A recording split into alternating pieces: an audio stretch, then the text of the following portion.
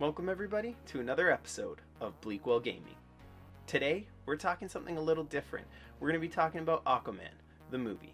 Before we get into it, if you could smash that like button, hit the subscribe and notification bell. That way you can stay up to date with any new content and videos. Let's get into it. Before I went to go see this movie for myself, I checked online. I wanted to try and see if I could see reviews on it without giving myself any kind of spoilers. I can't stand reading about a movie before I've gone and seen it. You know, I only saw very few trailers of it. I try to keep that to a minimum as well. And from what I gathered, a lot of people didn't like it. Now, a lot of people were saying the movie was flat, the script wasn't there.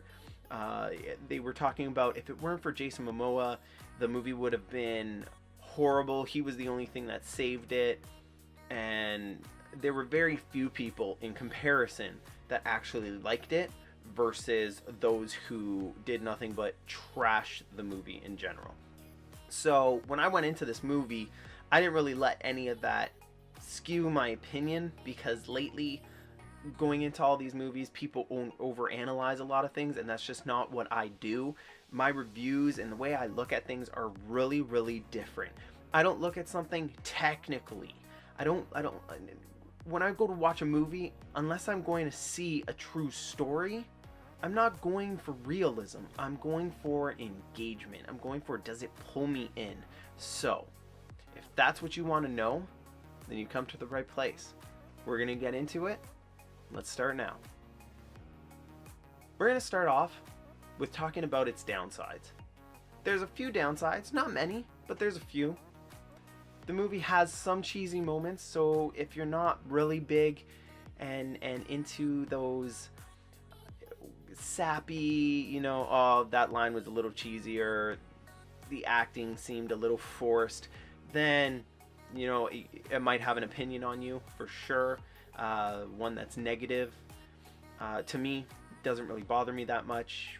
Every now and then I don't mind if something's a little extra cheesy. It is what it is. Sometimes it amuses me, sometimes it throws it off. But when I'm watching a superhero movie, I expect it. Let's be realistic. These are comic books. These are for kids when they were growing back, way back when, you know. They're not meant to be ridiculously serious. At least not these ones, in my opinion. So, is there some cheesiness? Yeah, absolutely. Does it kill it? Nope. Next, we're going to talk about the romance. If you don't want any sort of romance in a movie, then this is probably not for you. There is a little bit. Does it take up majority of the film? No. Is it there? Yep. So, does that kill the movie? Not for me. I don't mind when there's romance. I'm not going to lie to you. I prefer when a film has romance. I'm not going to be afraid or ashamed to admit that I love seeing a good romance storyline in a movie. Does it have an amazing storyline as far as romance goes? No, but it's there. It suits the need that it was put in for, to appeal to a certain genre of people, and it does what it does. You know, it's not horrible, it's not amazing, it's there, and it works. Action. Does this movie have action? Hell yes, it does. The second it starts off, he's kicking ass.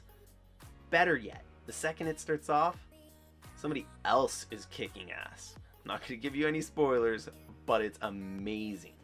As far as action goes, the scenes are ridiculous. They're engaging, they leave you on the edge of your seat, and they're just really, really well done. And they really give you that feeling of what an Atlantean would fight like based on their power set from these comics, from this world they created. Multiple people have different powers, different abilities, you know, things that they do better than other people do, or skills that they have that other people don't. And it was fantastic in that matter. Storyline. Are there plot holes? Yes. Do they kill it? No. In today's day, I find it very difficult to find a movie that doesn't have plot holes. So, I mean, when you're watching a superhero movie, I'm not expecting it to be perfect. I'm watching a superhero movie because I'm nostalgic for my childhood. I want that giddy feeling when you're watching that cartoon, but it's not a cartoon, it's live action.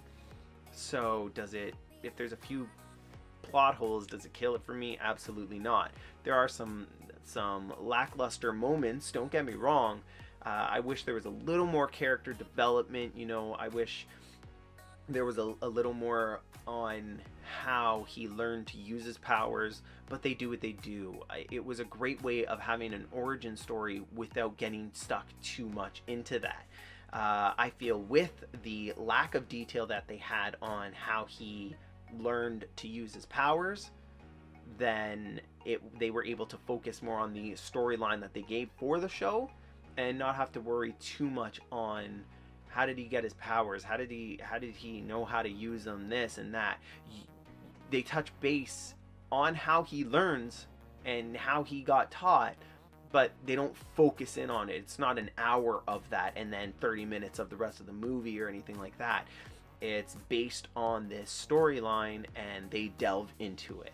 So there's a lot of character development that could have been improved upon, but it wasn't horribly done where you don't know what's happening, you don't know who is, you don't know who this person and that person is, and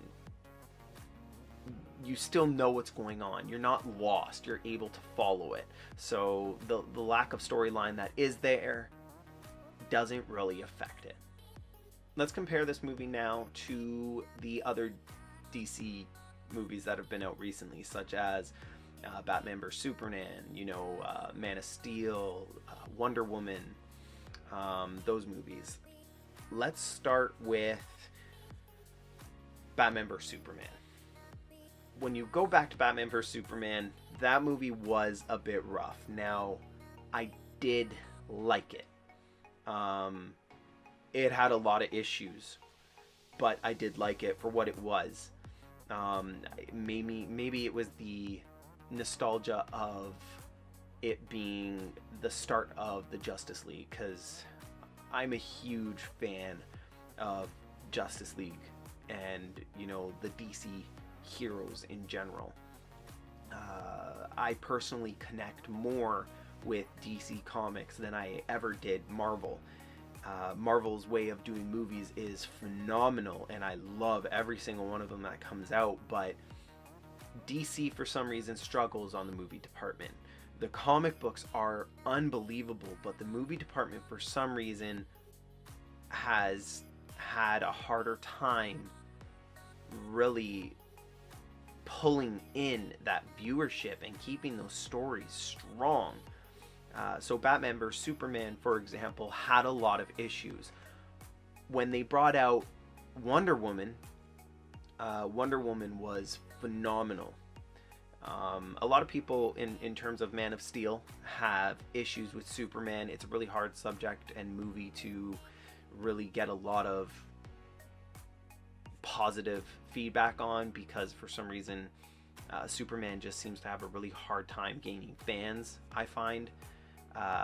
Maybe it's his indestructibility and his only weakness being kryptonite. I don't know what it is exactly, but for me, I'm not as huge on Superman. But as far as the way they portrayed Superman in these films, I really thought this version of it was better. This was the least amount of kryptonite that's ever been used in these movies, whether it was Man of Steel or Batman vs Superman, that they made all of them likable characters. Now, the Wonder Woman film itself was unbelievable. The story, the way they did her backstory, the focusing on it, the combat, the whole getting you to understand who she was phenomenally done. And Aquaman, for me, was on that level. And it had humor to it.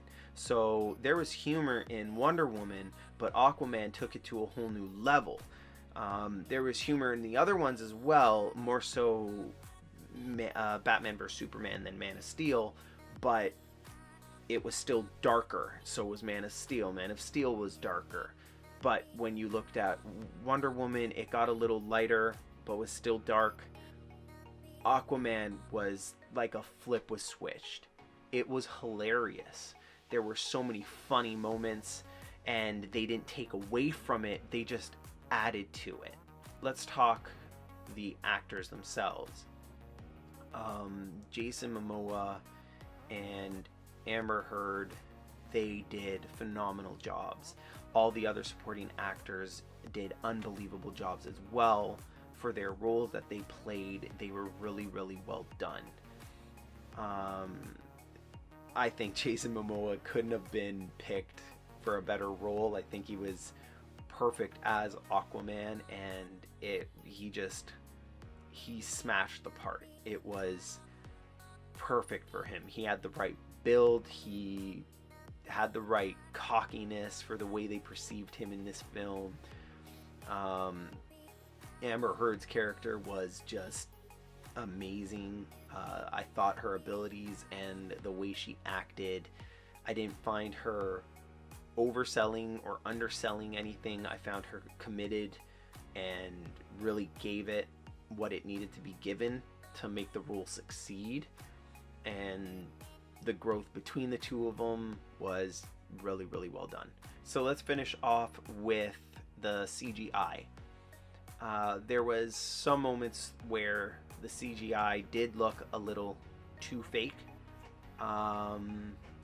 Did it kill it? No. It didn't take me out of the movie at all. It didn't stop me from being submerged into the story. It is what it is. It wasn't perfect, but again, it wasn't as bad as I've seen in the past. I think it was really, really well done when it needed to be, and there was moments where it failed a little bit, but it wasn't anything crucial or subtracting from the film at all.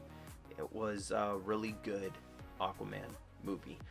So my final verdict, if you couldn't tell already, is as far as a superhero movie goes, especially where the DC universe is concerned in the cinematic universe, it was a really, really well done movie, and I loved every second of it.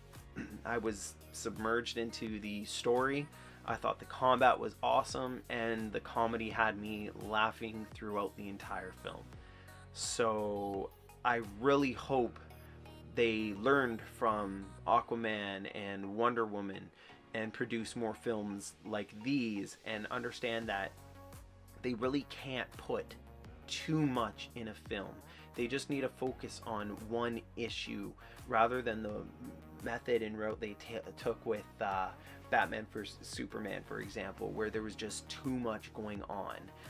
There wasn't enough backstory. This had backstory. It didn't overdo it, didn't give you what you didn't need. It gave you what you needed for the film. It could have done a little more, but they didn't need to, and they didn't. It was a great way of skipping that whole introductory, like they would have with every other Batman movie. For some reason in Batman vs Superman, they felt they needed to tell us how Batman got his powers again, or not powers, but how he became. And it was unnecessary. It was a time kill and really made the movie slow, in my opinion. That was one of my grievances with it. Whereas Aquaman didn't go through any of that. There were no slow parts for me. It was beginning to end really engaging. So if you guys are into superhero movies and you really love DC universes, I suggest you go check it out for yourself. Leave in the comments what you guys think. Let me know if you've seen it or if you plan on seeing it, if this was helpful at all to you. Again, hit that subscribe button, hit that notification button for any further content. I've got some really cool things coming up. So until next time, keep your movies rated BG.